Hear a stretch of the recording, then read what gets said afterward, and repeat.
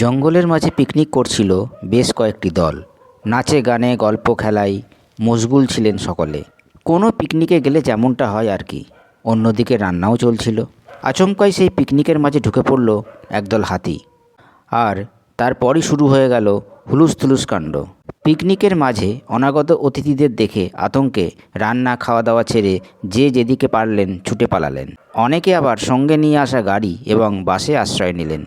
শনিবার 13ই জানুয়ারি 2024 ঘটনাটা ঘটেছে অসমের গুয়াহাটিতে।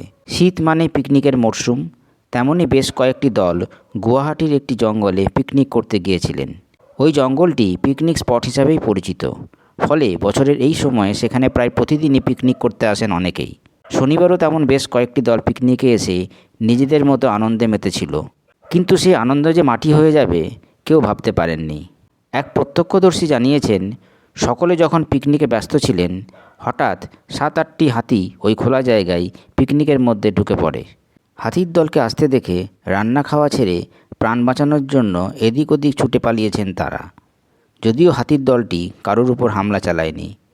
ঝড়ের গতিতে পিকনিকের মাঝে ঢুকে পড়েছিল, আবার সেই গতিতেই ওই জায়গা ছেড়ে খামরেঙ্গা জঙ্গলের দিকে চলে যায়।